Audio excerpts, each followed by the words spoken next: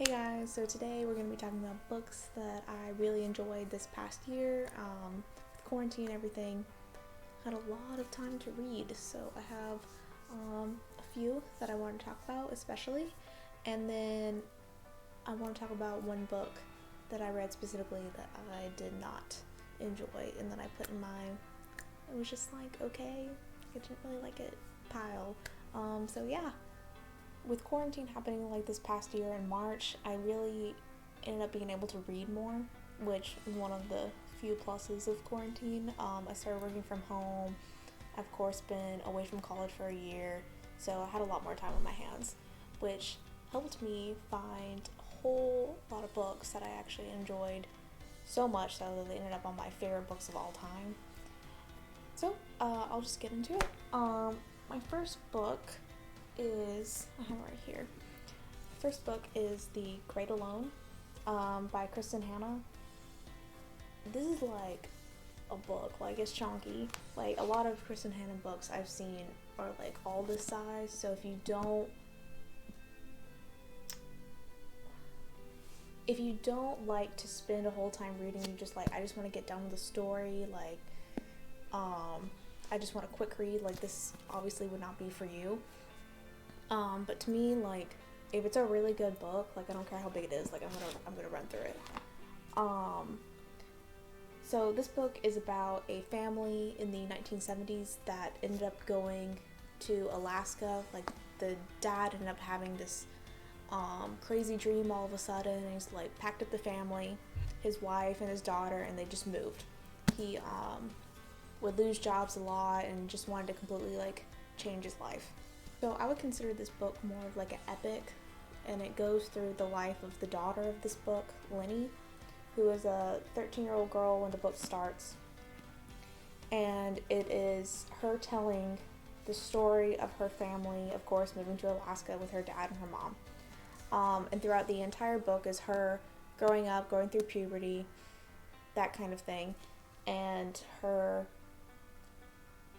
basically telling the story of like the beauty of Alaska, but also the story of watching her dad go into a worse mental state. So like in the beginning of the book, it has like a hint that like her dad has always had problems. Her dad has like lost his job a few times. Her dad has always been a little like even abusive, but like you've never really see it until you slowly get into farther in the book into the winter of Alaska, which we all know is like complete darkness, which, you know, doesn't do well for people with mental health issues.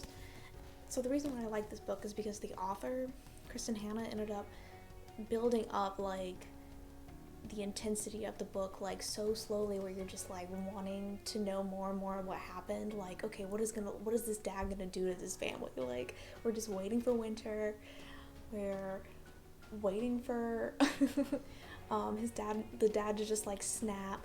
We're waiting for like the mom to like finally leave her abusive husband, and for the girl to like grow up and like be this like confident woman, and it's just great. And it has like this great ending that like completely encompasses the whole book of like growth and moving on, and also with just like the background of the beautiful Alaskan scenery just like adds to it, and it made me want to like go. But yeah, I would definitely say that this is like a top, like yeah, this is like right under probably my favorite book, which is The Poisonwood Bible by Barbara Kingsolver. Like, this is really good. I definitely suggest this if you like a build up, if you want like a good long read. This is it. My next book is the book Cersei by Madeline Miller. This book is very different from any book I've read. It very much goes back to like that old style of writing, so like the Iliad, the Aeneid, that kind of thing. And that it was hard for me to get into because I've never been one to like old world literature like that. So when I first started reading it, I was like a little iffy about it, but I see why she did it.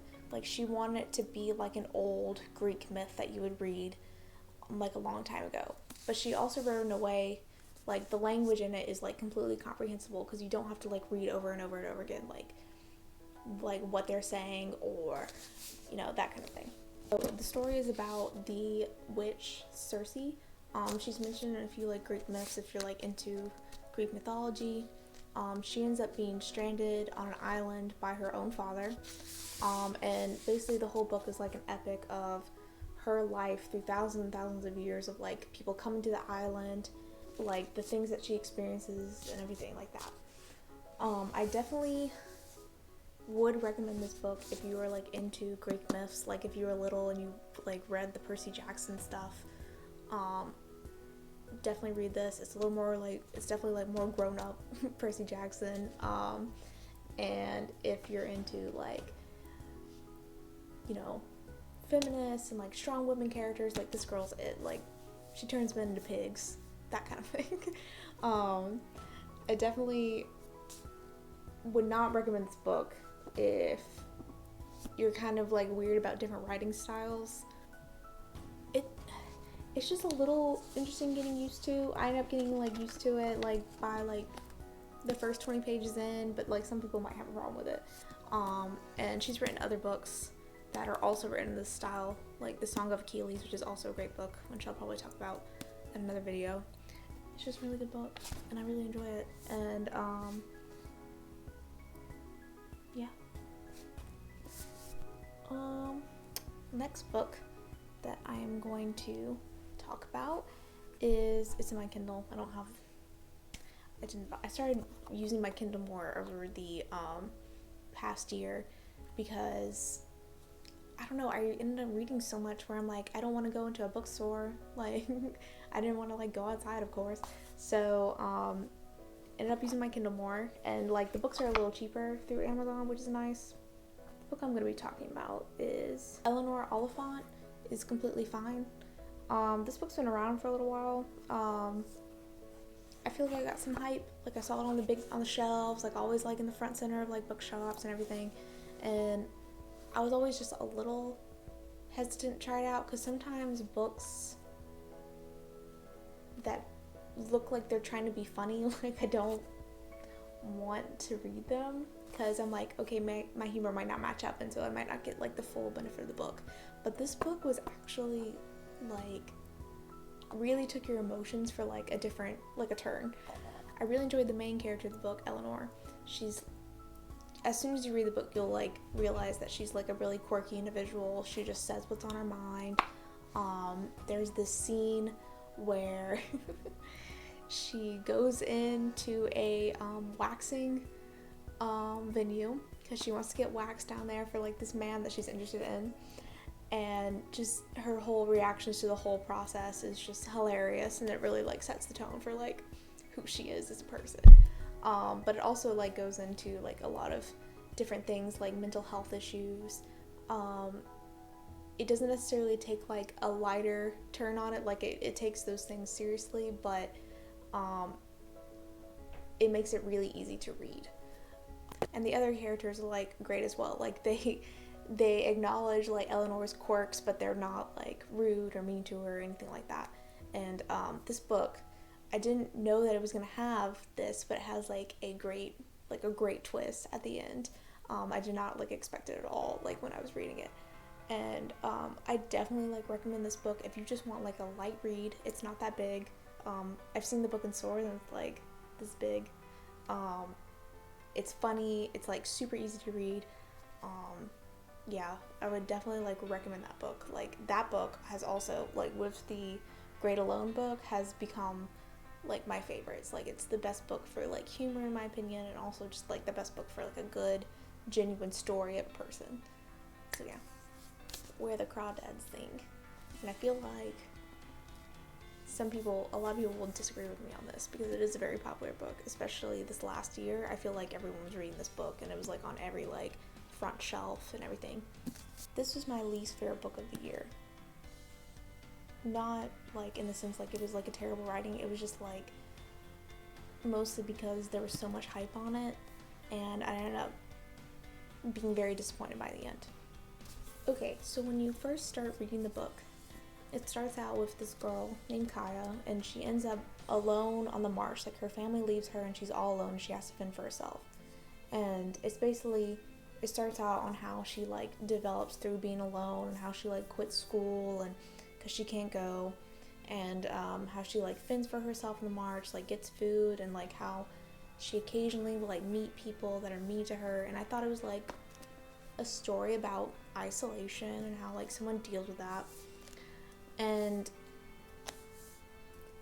I don't know, it ended up turning into this like mystery that like it starts, like it talks about the mystery like in the beginning of the book, but like they kind of like get rid of that for a little while because they're talking about Kaya's like younger age, and so you kind of forget about it. And then all of a sudden it like turns back to the mystery in the book. So like there's a murder that happens and Kaya gets blamed for it. It's not like a spoiler, like there's, it like says it in the description of the book.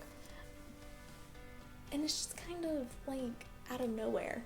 Like they just throw in a mystery story out all of a sudden, and so like you don't really know what book you're reading anymore. And the ending, of course, is like predictable. And not only do they just throw in a mystery, but they throw in like a romance as well. So it's also like a story about isolation. It's a story about like a mystery within the town and like who got murdered, and then it's a romance. And it's just like you're just being thrown back and forth in between different storylines. And I don't know, I just didn't really enjoy it. And like with the predictable ending at the end, like it was just like okay. Like it wasn't my favorite. It just wasn't my favorite. And I would have liked this book probably more than I did if it like did not get so much hype. Like I feel like everyone read this book and it was just okay. Like it was just like a good little read. Like it wasn't amazing. But you know, you might like, people might like it. Like if you like a like if you like a quick read and there were some like intense moments in it, then yeah, you might have liked it. And I thought the romance was cute in it as well. But other than that, another issue that I had it is because like a lot of the reviews of this book said it was like reminiscent of Barbara Kingsolver, who's like an author that I really enjoy. And I didn't like see the parallels in it, like comparing her books to this.